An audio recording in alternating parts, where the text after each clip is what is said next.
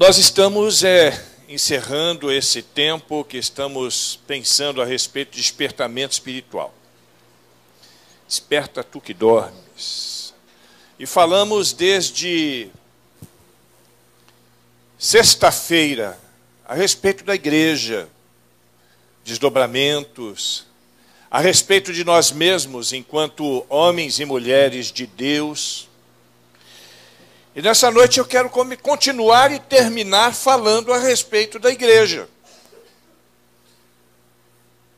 A história da igreja. Eu quero falar sobre a igreja que tem sido escrita no decorrer dos séculos. Uma história bonita e que nos é narrada com muita integridade no livro de Atos dos Apóstolos, que é o livro que dá conta da história da igreja.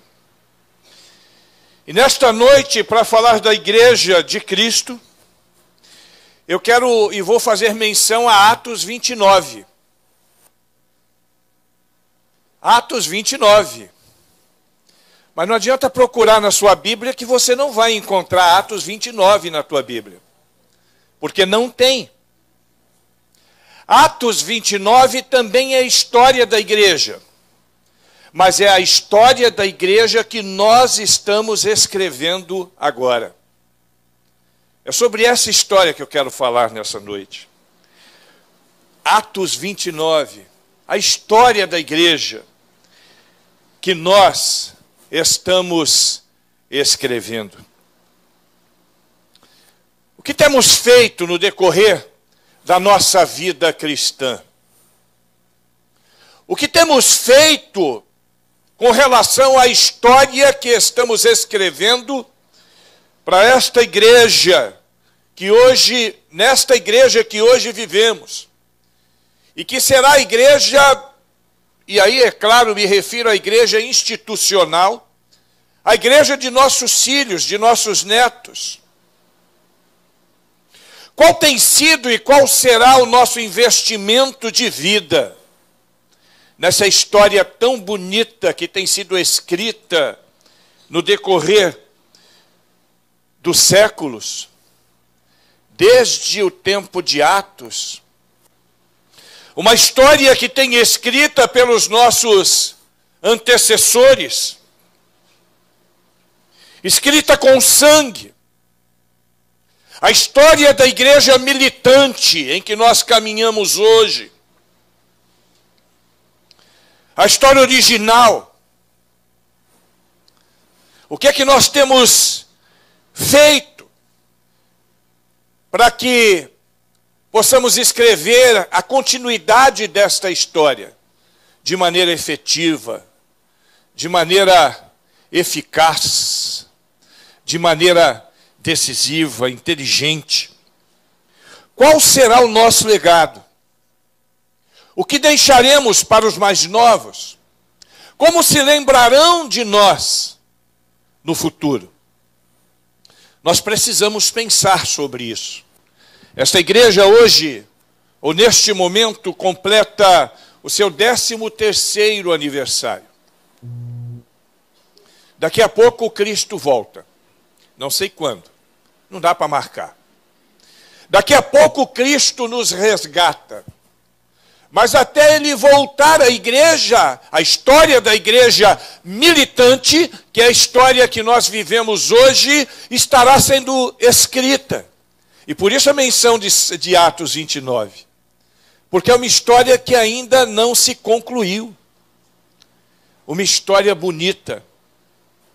E que nós precisamos olhar para nós mesmos e verificar o que nós temos feito para que essa história seja também marcada pelas nossas vidas.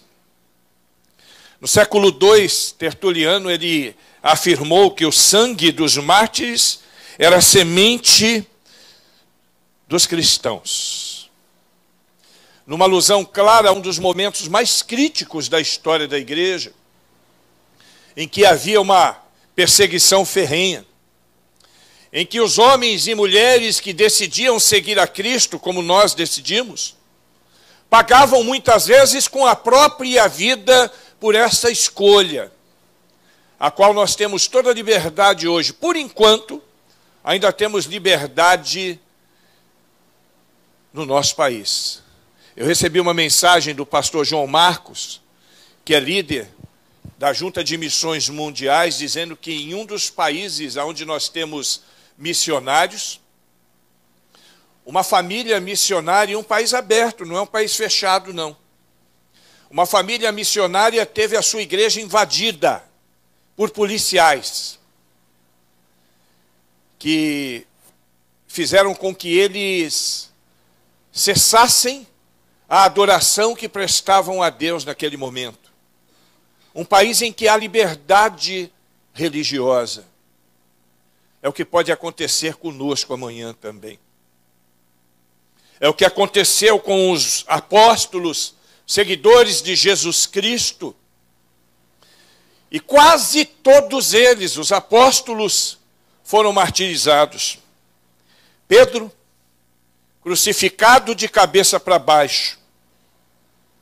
André também crucificado, mas numa cruz em forma de X. Tiago, o irmão de João, martirizado por Herodes Agripa. Filipe também crucificado em Herápolis.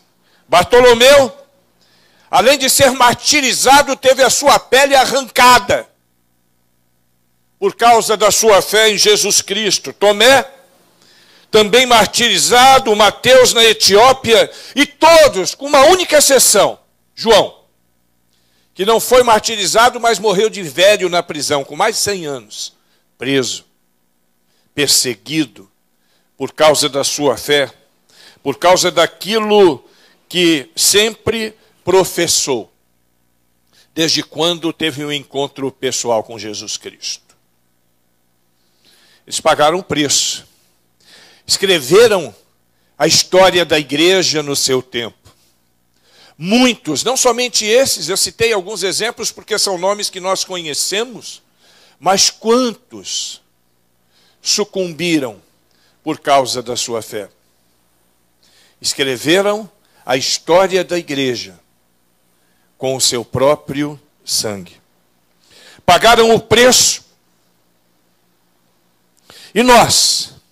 Quanto tem nos custado escrever a história da igreja? E talvez você diga, mas pastor, eu não estou escrevendo nada não. O senhor nunca vai ver um evangelho meu dentro da Bíblia, eu não tenho dúvida disso. Mas a sua vida na igreja, ela conta a história que você está escrevendo. Para aqueles que vivem no seu contexto. Para os seus descendentes, para aqueles que estarão conosco na glória um dia quando formos, digamos assim, promovidos à igreja triunfante. Mas hoje estamos escrevendo a história dessa igreja.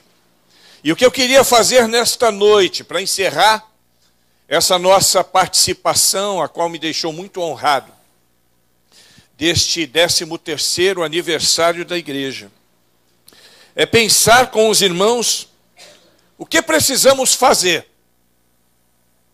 enquanto escrevemos a história da igreja. Quais devem ser as nossas posturas? Quais devem ser as nossas ações? E eu, então, enumerei algumas poucas aqui, para que nós pudéssemos fazer essa reflexão nessa noite. E eu queria que você me acompanhasse com muita atenção. E agora fique tranquilo que eu vou dar texto que tem na Bíblia. Amém? A primeira coisa que nós precisamos fazer quando escrevemos a história da igreja é sermos santos. Repita comigo assim: eu preciso ser santo. Quando eu digo aqui, quando eu falo aqui em santidade, eu não estou me referindo àquelas figuras que nós conhecemos, durante toda a nossa vida, a nossa tradição, como santos. Estou nos referindo a nós mesmos. Nenhum de nós aqui a se tornar santo vai ser erigido em qualquer tipo de altar. Mas nós precisamos ser santos. Como Pedro nos fala na sua primeira epístola, no capítulo 1, no versículo 16, sede santos. Falando das palavras de Cristo, porque eu sou santo. Ser santo significa ser separado. A palavra santo quer dizer exatamente isso, separado. Sermos pessoas separadas. Separadas do quê? Do pecado. Separados da malícia. Separados do engano. Separados da mentira. Separados do mundo para a glória de Deus. Separados como ferramentas de Deus, para interagirmos com o povo que precisa conhecer a respeito de Deus. E eu quero dizer para você com toda a convicção, o povo precisa conhecer a Deus. O povo precisa restabelecer os seus vínculos com Deus. Muitas pessoas estão perdidas. Muitas pessoas estão desconectadas de Deus, vivendo para o seu próprio eu. Pessoas que não estão preocupadas com o caráter cristão, e isso também tem a ver com santidade. Mas não estão nem um pouco preocupadas, porque estão conectadas em outras situações que dispensam essa característica. Pessoas que vivem de qualquer maneira. Pessoas que não estão nem um pouco preocupadas com o que vão falar a seu respeito, da forma que vão vê-las. Pessoas que se vestem como pessoas que não temem a Deus. Pessoas que vivem como alguém que desconhece completamente a Deus. E eu olho para esse mundo em que nós vivemos hoje e me vem à mente muita clareza a situação de Sodoma e Gomorra há milhares de anos. Uma situação degradante, onde os valores foram invertidos, onde o certo era errado e o errado era certo. Me vem à mente a violência que predomina no nosso mundo. Que mundo violento. Eu moro num lugar tranquilo, Rio de Janeiro. Mas a violência está tão grande por lá que assusta, meu irmão. Às vezes nós ficamos, e olha que eu sou um cara experiente, para eu chegar a falar alguma coisa dessa natureza, porque o negócio já passou dos limites há muito tempo. Às vezes nós tememos sair de casa. Eu e minha esposa vivemos quase que enclausurados. Meu filho caçula, de 24 anos, há um mês atrás ele foi embora do Rio. Ele não suportava mais o Rio. Esse menino ele ficou durante 1 ano e meio literalmente enclausurado, com síndrome de pânico, dentro do seu quarto, porque nos 4 primeiros anos que moramos no Rio, ele foi abordado por marginais 8 vezes consecutivas. E roubado 3. A violência está estampada nos nossos jornais, na TV. E mesmo que você não veja TV nem leia jornal, basta dar uma voltinha na rua. E você logo vai se deparar com uma situação de violência. Uma situação de promiscuidade. Uma situação de desamor. E o que nós precisamos é ser santos neste mundo, para escrevermos e continuarmos escrevendo a história da igreja de maneira digna. Como outros homens e mulheres que cederam a todos os prazeres, abriram mão de todos os prazeres, se dedicaram a Deus e foram santos para a glória de Deus. Você precisa ser santo, querido. Você que vive e professa a fé cristã, precisa ser santo. Não dá para viver em cima do muro. Não dá para viver de qualquer maneira. Precisamos ser santos. Isso Deus espera de nós e nós precisamos fazer. A segunda coisa, para escrever a história da igreja, nós precisamos ser fiéis. Repita comigo, eu preciso ser fiel.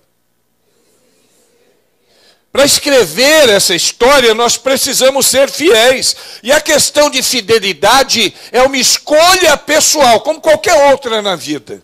Aliás, Deus nos deu Ele nos deu esse direito do livre arbítrio. Nós podemos escolher os nossos caminhos, nós podemos escolher os nossos rumos, nós podemos escolher o que queremos na nossa vida. Só tem uma coisa que o homem não pode escolher: as consequências. Então ele faz as suas escolhas e as consequências vêm no pacote.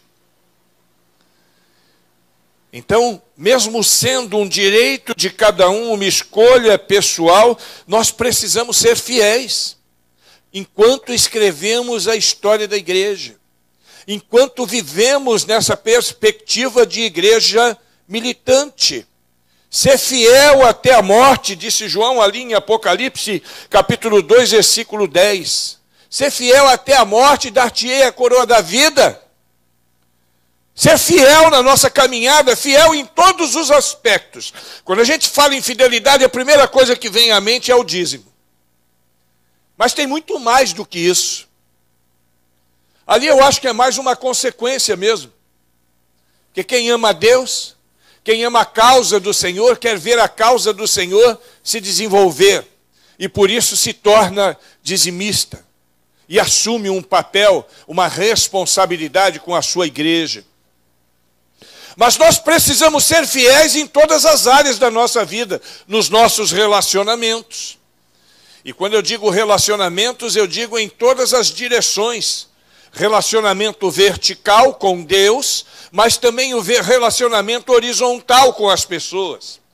Relacionamento no nosso contexto, no nosso núcleo familiar, mas também relacionamento com os nossos amigos, com os nossos colegas, com as pessoas com quem convivemos no dia a dia, com as pessoas com quem interagimos na nossa vida. Precisamos ser fiéis. Isso é um básico, um conceito básico para quem está escrevendo a história da igreja.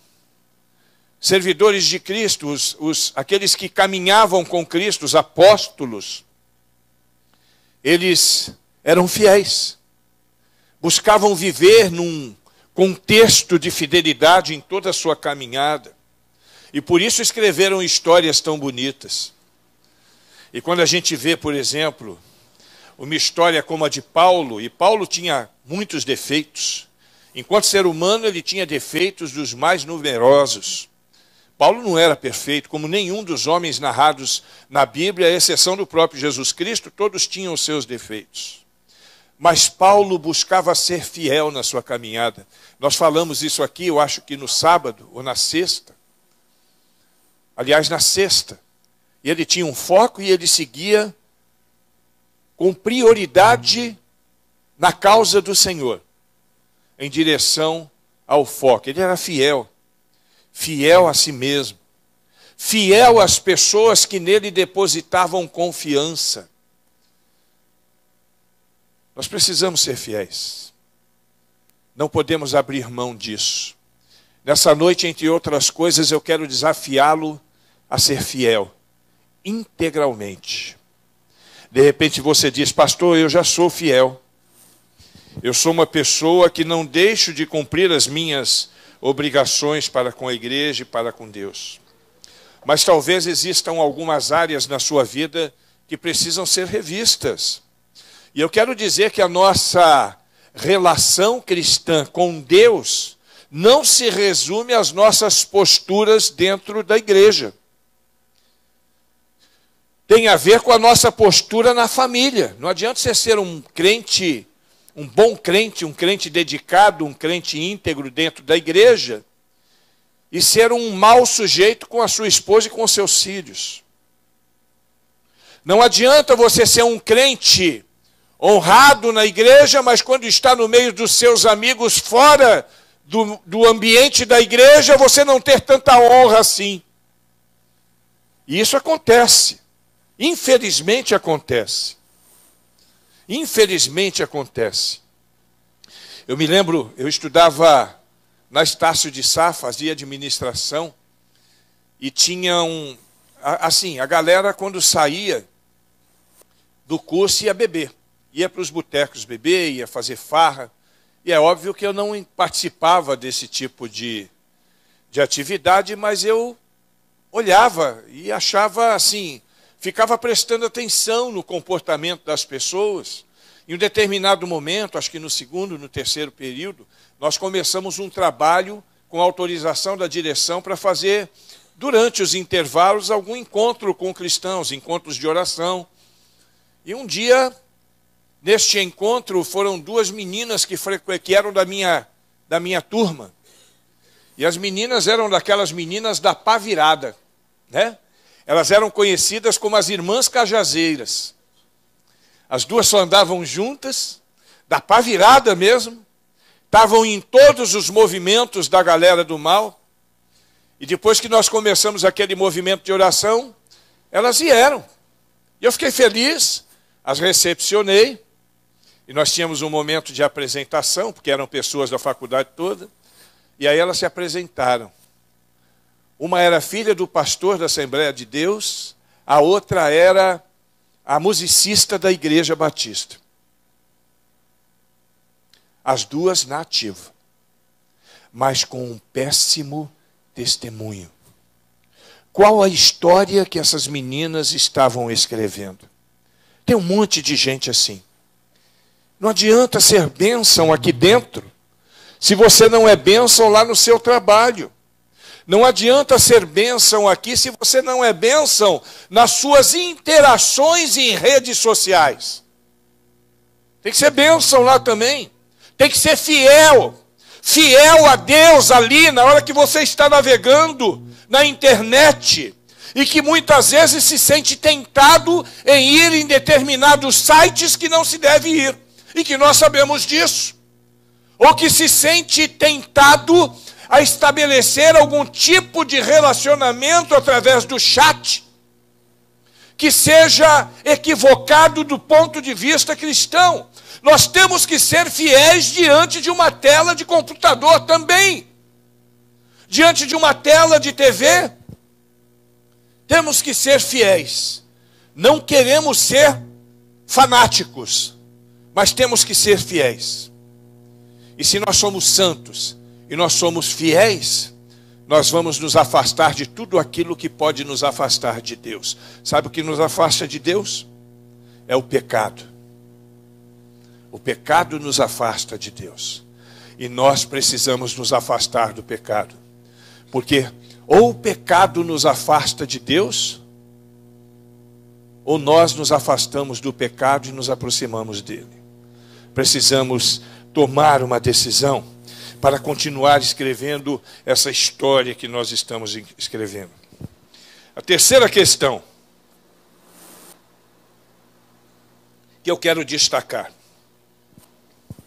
Para escrever a história da igreja, para continuar escrevendo a história da igreja, nós precisamos entregar tudo de nós ao Senhor. Repita comigo, eu preciso entregar tudo de mim nas mãos do Senhor.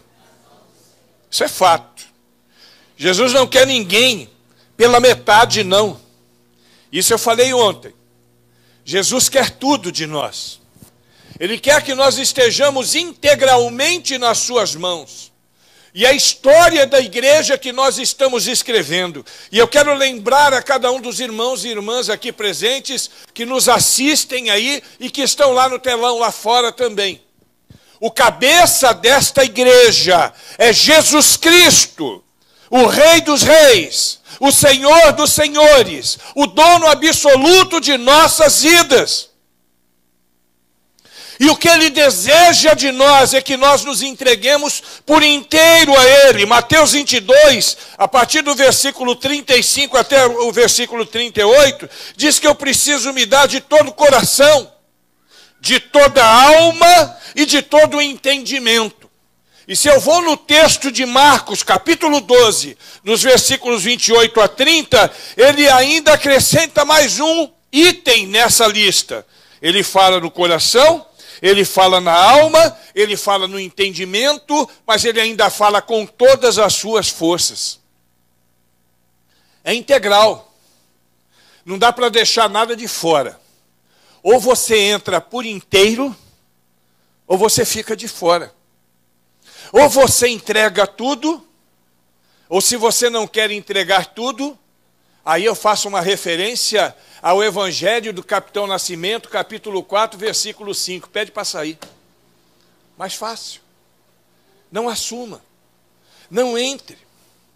Nós precisamos entregar tudo a Deus.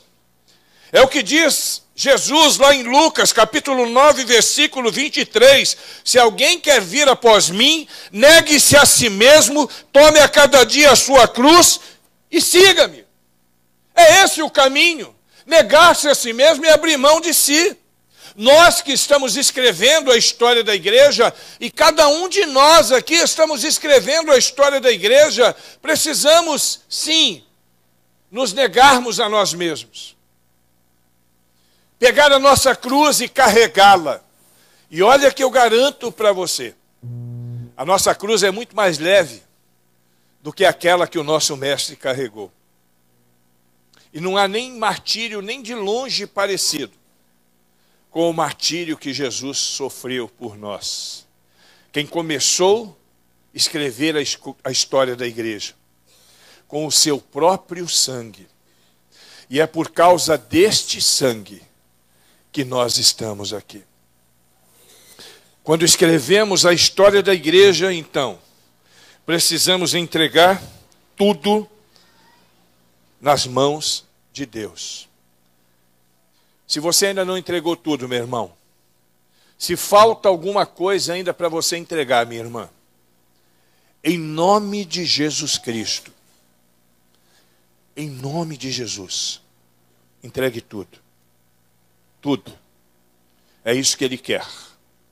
E é desta forma que vamos escrever, de maneira satisfatória, a história da igreja que estamos escrevendo hoje. A quarta questão que eu quero destacar aqui. Então nós precisamos ser santos, ser fiéis e entregar tudo. A quarta questão. Se nós estamos escrevendo a história da igreja, nós não podemos perder o foco. Repita comigo, eu não posso perder o foco. Tem uma direção, irmãos. Você sabe qual é a direção em que nós, que somos a igreja de Cristo, caminhamos? Você que está aí, nos vendo aí no YouTube, você sabe qual é a direção que nós caminhamos? Para onde estamos indo? Nós estamos indo para a glória. Viver para sempre com Deus. Você sabe o que essa história significa?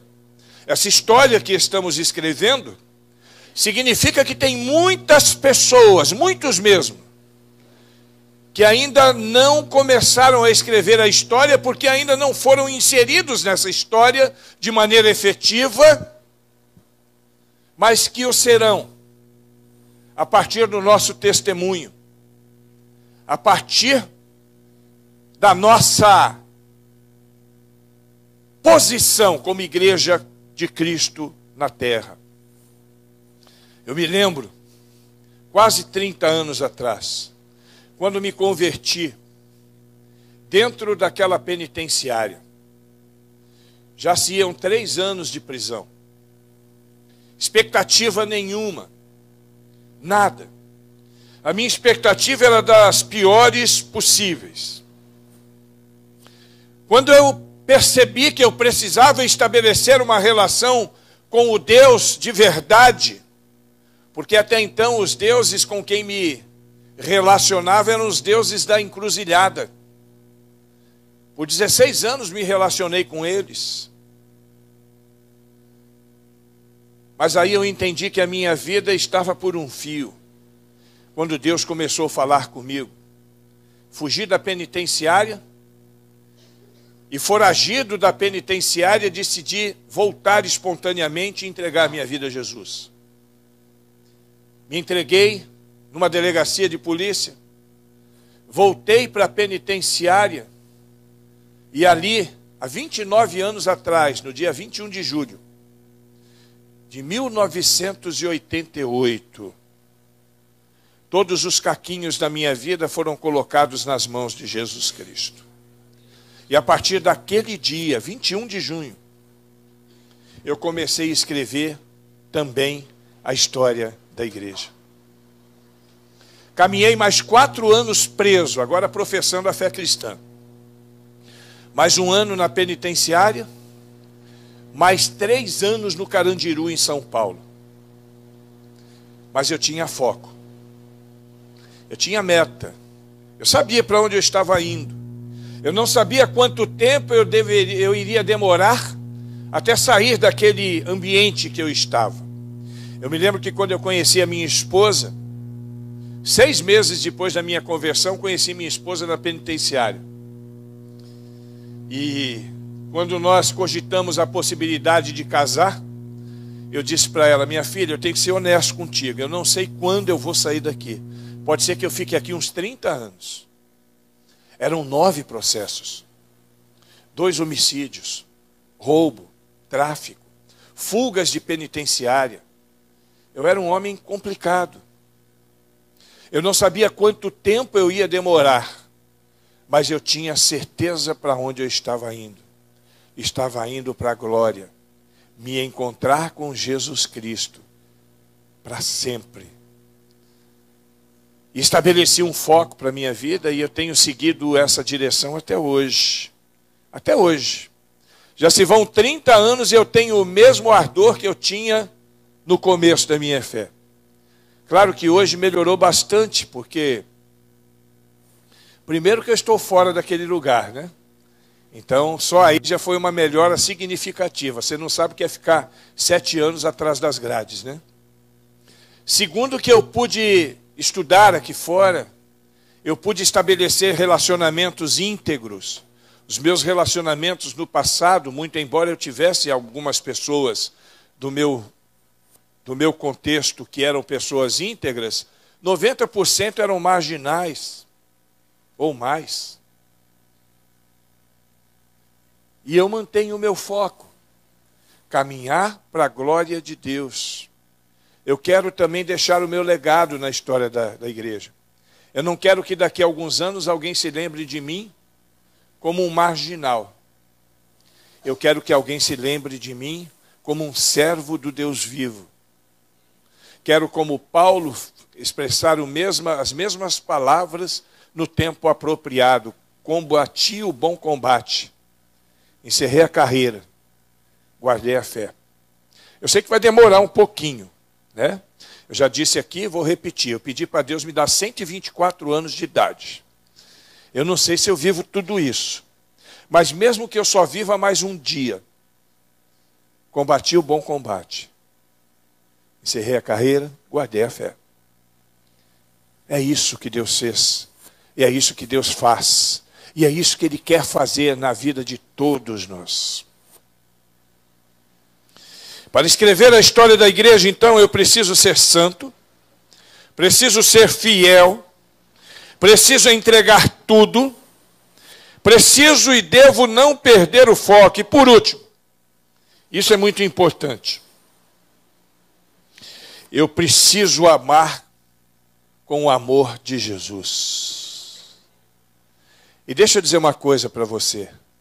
Amar com o amor de Jesus é possível. Repita comigo. Amar com o amor de Jesus é possível. Glória a Deus. João capítulo 15, versículo 12. Amai-vos uns aos outros, como eu vos amei. Jesus não mente.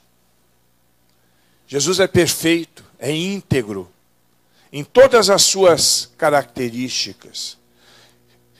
E se Ele me diz que eu preciso amar com o mesmo amor dEle, é porque eu posso amar com Jesus. Eu preciso olhar para o meu semelhante e não enxergar nele os pecados que todos nós temos. Eu preciso olhar para as pessoas e amá-las, sejam elas o que forem. Quem transforma a vida do homem é Jesus Cristo, não sou eu. Nós precisamos aprender isso. Tem muito crente na igreja que ele quer mudar à força pessoas naquilo que ele entende que as pessoas erram. E o pior é que a Bíblia diz que tem algumas pessoas que tentam tirar o cisco do olho de alguns, mas eles têm uma verdadeira trave nos seus próprios olhos. Quem ama com o amor de Jesus Cristo não julga. Quem ama com o amor de Jesus Cristo não condena. Quem ama com o amor de Jesus Cristo perdoa. Quem ama com o amor de Jesus Cristo vive numa relação madura.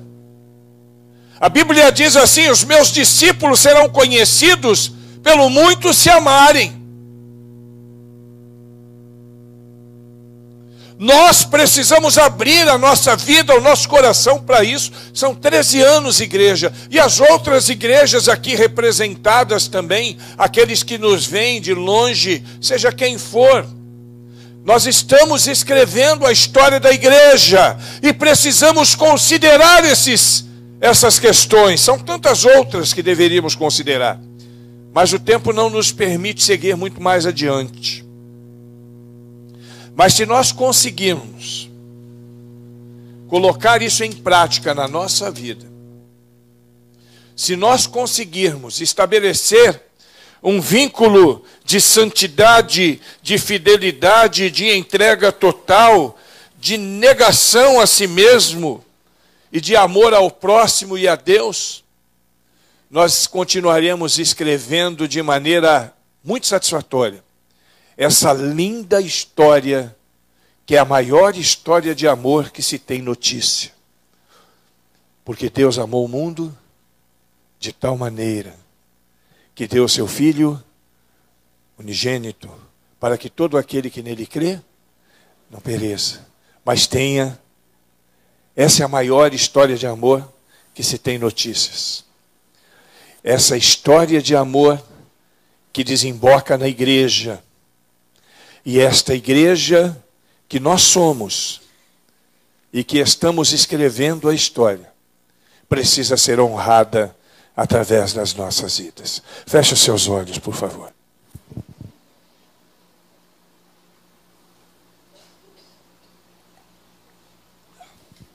Olha para dentro de si. O momento final de uma mensagem é o momento da reflexão. O momento final de uma mensagem é o momento em que nós vamos olhar para dentro de nós mesmos e vamos ver em que nível aquela mensagem se aplica à nossa própria vida. Esse momento não é o momento de você desejar que o irmão fulano ou ciclano estivesse aqui, mas é de agradecer a Deus porque você está aqui. E se você está aqui é porque Deus te trouxe nesse local. E Ele queria que você ouvisse todo esse arrazoado que foi apresentado aqui nesta noite. É um momento de reflexão que não somente olhamos para dentro de nós, mas que também percebemos o que precisa ser mudado, o que precisa ser feito, quais as considerações que precisamos fazer, de que maneira essa palavra se aplica à minha vida, de que maneira essa palavra vai mudar a minha história, de que maneira essa palavra vai me ajudar a ser mais íntegro enquanto escrevo a história da igreja. Esse é um momento de decisão, de pessoas que talvez, muito embora estejam caminhando na igreja, estão perdidos. Uma vez eu ouvi uma mensagem: perdidos na casa do Pai. Tanta gente assim, minha irmã. Frequenta uma igreja, é um mero frequentador. assistem o culto, não participam do culto. Pessoas que para estes a igreja não é mais do que uma opção religiosa diante de tantas e tantas e tantas que existem, e são muitas as opções que existem. Mas nesse momento de reflexão, quando olhamos para dentro de nós mesmos, é que nós vamos buscar em nós o que precisa ser ajustado, o que precisa ser mudado. Eu não creio, absolutamente não creio, que todos aqui estão 100% satisfeitos com a vida cristã que levam, com a história que estão escrevendo, com o legado que vão deixar. Eu não creio nisso. Eu acredito que cada um de nós aqui tem que considerar sua própria vida e fazer mudanças que deveriam ser feitas há muito tempo. É possível que entre nós aqui tenha pessoas que sequer ainda entregaram a vida a Jesus Cristo. Pessoas que digam assim: olha, pastor, eu até frequento a igreja, mas eu não, assim, eu amo a Deus, tem até uma Bíblia lá em casa, tem um crucifixo lá na minha parede, mas eu não quero muito compromisso, não. É verdade. Nós precisamos olhar para dentro de nós. E aqueles que fazem parte de um rol de membros de igreja, seja dessa igreja, seja da Adventista, seja de onde for, aqueles que fazem parte do rol de membro de uma igreja, até que ponto são leais à igreja que vivem? Até que ponto se dedicam e escrevem a história desta igreja com intensidade, integridade, honestidade, fidelidade? Tem dia que dá vontade de chorar. Quando eu olho às vezes para a minha vida e vejo tantos ajustes que eu tenho que fazer. Todos os dias eu vejo isso.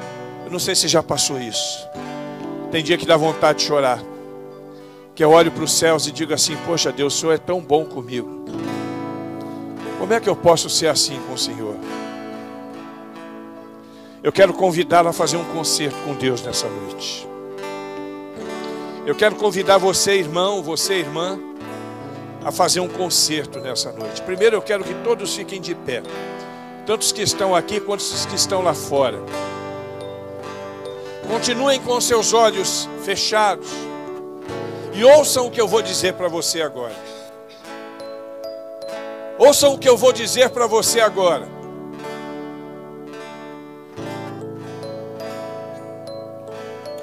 Tudo bem aí? Ouçam bem o que eu vou dizer para você agora. Hoje é dia de ajuste. É dia de conserto. É dia de restauração. Agora, lembra que eu falei do livre-arbítrio?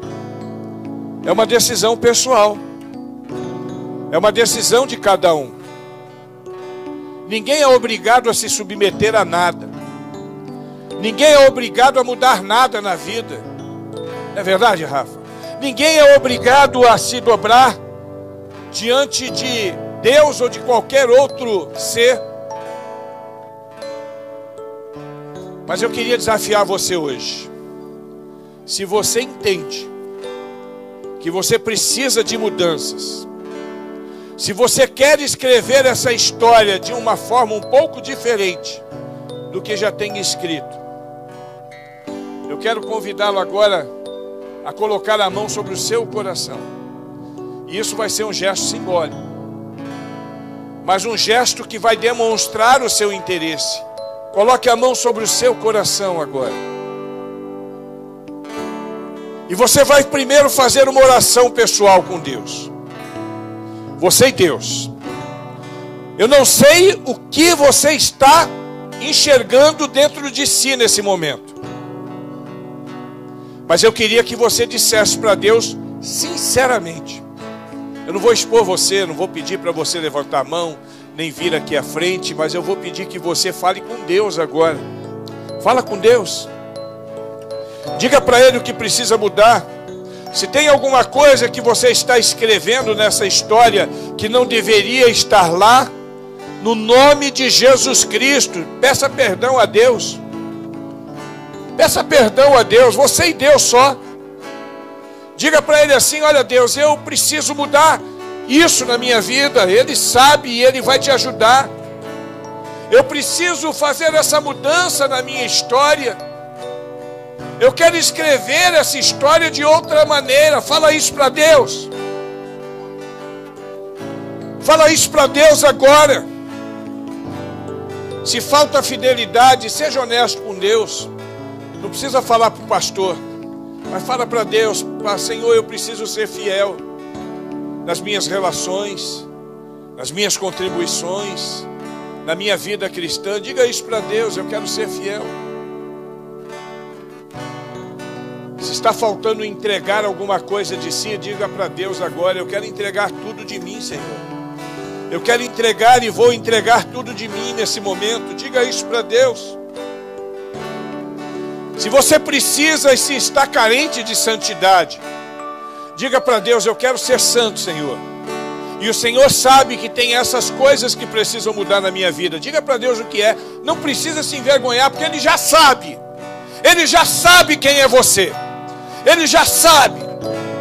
Diga para Ele: me perdoa, Senhor. Me perdoa. Transforma a minha vida. Me afasta do pecado. Diga isso para Deus. Permita que eu seja íntegro na minha relação contigo. Diga isso para Deus.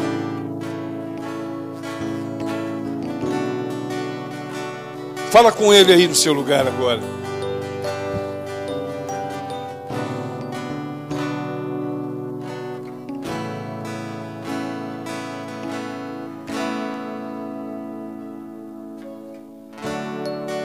Ó Deus, estamos aqui porque o Senhor nos trouxe para esse lugar hoje. É claro que nós, por decisão própria, saímos dos nossos lares e viemos para cá. Mas o Senhor tinha um propósito na nossa vida e por isso estamos aqui. E aquilo que estamos ouvindo nesta noite, nestes dias, certamente, Senhor, vem do Teu coração para transformar ainda mais a nossa vida. Queremos ser transformados todos os dias. Todos os dias. Porque todos os dias tem coisas da nossa vida que precisam ser mudadas. Conceitos, valores, palavras, negligências. Todos os dias nós agimos de forma equivocada com o Senhor, porque somos pecadores. E sabemos que o seremos até o dia que nos encontrarmos contigo na glória. Mas, ó Deus, no nome de Jesus Cristo, o Senhor que é o dono da igreja, permita, Senhor, que nós sejamos honestos e íntegros, e leais e fiéis a escrever essa história que hoje escrevemos, como igreja militante, como igreja que milita, que caminha, como igreja que anda segundo a Tua vontade, para a Tua glória e o Teu louvor. Permita, Senhor, no nome de Jesus Cristo, que nunca nos afastemos de Ti. Permita, Senhor, que nós sejamos um testemunho vivo aonde estivermos, sempre. Sempre. Que nunca sejamos mau testemunho, ó Deus, mas que todos e todas que nos olham possam ver através de nós a glória do Senhor Jesus. Abençoa-nos, Senhor, a nós e a todos aqueles que estão no nosso contexto. Dá-nos a Tua graça, ó Deus. Dá-nos a Tua unção. Cubra-nos com o Teu sangue, em nome de Jesus. Amém. Abraça a pessoa do seu lado e diga assim: sê tu uma bênção, em nome de Jesus Cristo.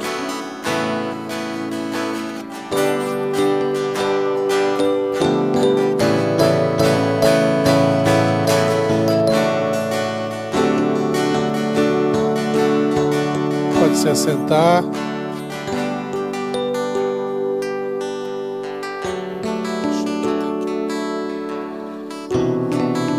Estamos